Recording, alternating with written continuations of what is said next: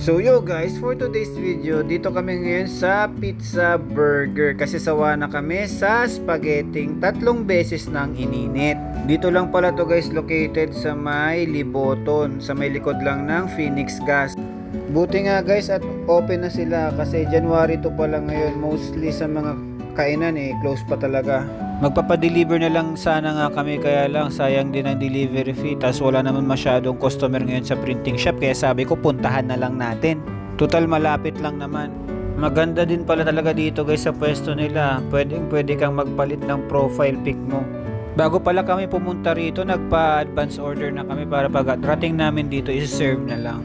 Ito yung napili naming order, yung 4-in-1. So basically, 4 na flavor lang naman sa isang pizza, pero madami rin talagang silang pagpipilian at meron din silang mga rice meal.